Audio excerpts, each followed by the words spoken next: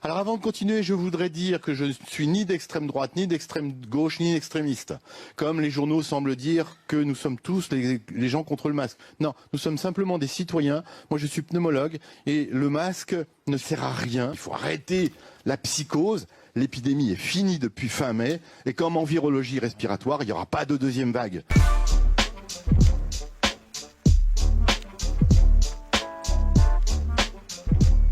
On est avec un pneumologue de Sainte-Foy-lès-Lyon. Bonjour, monsieur... Non, les lions. Les Lions, on dit. Je l'ai mal dit. Bonjour, monsieur Patrick Bonjour. Bélier. Vous êtes avec nous. Vous êtes pneumologue. Bon. Oui, les lions. Près de les lions. Les Lions. Voilà. Je l'ai mal dit. Oui, tout à fait. Pardonnez-moi. Alors, vous êtes pneumologue, mais surtout, vous êtes convoqué le 18 septembre devant le conseil départemental de l'ordre des médecins parce que vous refusez que vos patients portent un masque. Vous êtes pneumologue et vous dites que c'est en fait... Oui, tout à fait. Enfin non, c'est pas ça. C'est pas ça. Mais alors, c'est quoi ? Enfin, je refuse pas que les patients portent le masque, mais pas dans mon cabinet. Pas dans mon cabinet, parce que moi, j'ai besoin d'examiner des patients. Et sur le visage... Voilà, et sur le visage, j'ai un retour qui me gêne, là. Enfin bon, sur le visage des patients, je peux voir plein de symptômes. Je vois s'ils sont cyanosés, je vois s'ils ont une paralysie faciale, je vois s'ils ont une tête de dépressif, je vois s'ils ont une prognatsie, une rétrognatsie. Donc le visage, pour moi, est extrêmement important.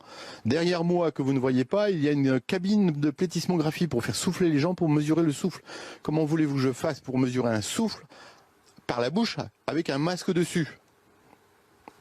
Mais je pensais que vous étiez contre le port du masque. Je pensais que le pneumologue que vous étiez était contre le port du masque et que vous imaginiez que le remède était pire que le mal. Oui. Bien sûr, mais ça c'est la deuxième partie de mon intervention. Alors avant de continuer, je voudrais dire que je ne suis ni d'extrême droite, ni d'extrême gauche, ni extrémiste.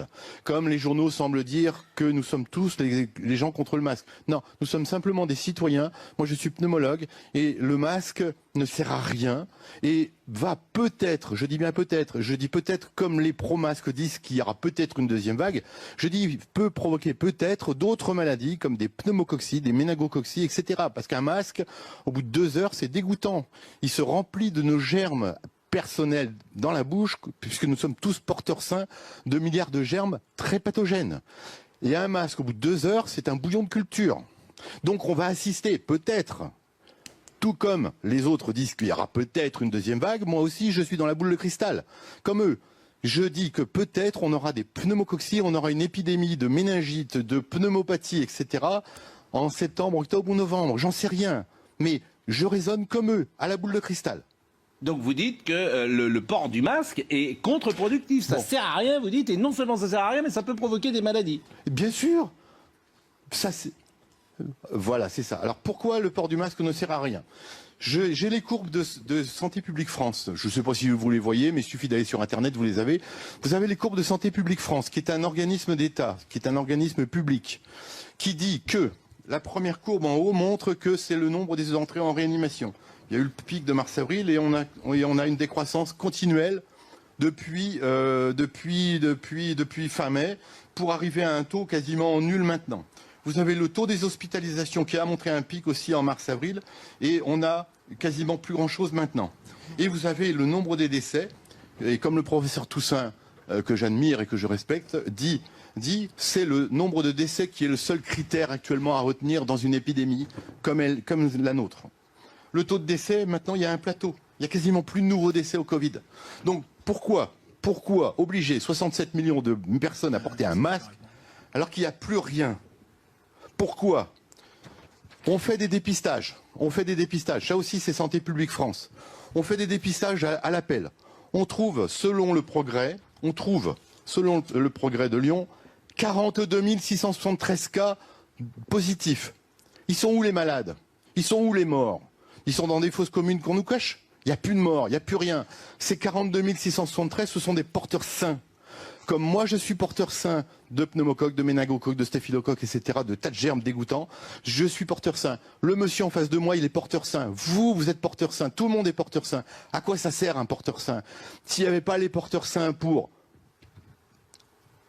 en retenir la bactérie ou le virus, mais On serait tous malades, ça serait une hécatombe. Il y aurait des morts partout, ça sentirait le cadavre partout dans les rues. On marcherait sur les cadavres, etc. Il faut arrêter la psychose. L'épidémie est finie depuis fin mai. Et comme en virologie respiratoire, il n'y aura pas de deuxième vague. Il n'y a jamais eu de deuxième vague en virologie respiratoire, sauf peut-être pour la grippe espagnole en 18-19. Mais ça, c'est un autre problème. Bon, Tous les gens sensés vous diront qu'il n'y a pas de deuxième vague à attendre. On va attendre dans 15 jours. Monsieur Véran a dit dans 15 jours. Il y aura une deuxième vague, je l'attends avec de pied ferme. Et dans 15 jours, c'est mon passage à l'ordre des médecins. Si les rues ne sont pas jonchées de cadavres, c'est que j'ai raison.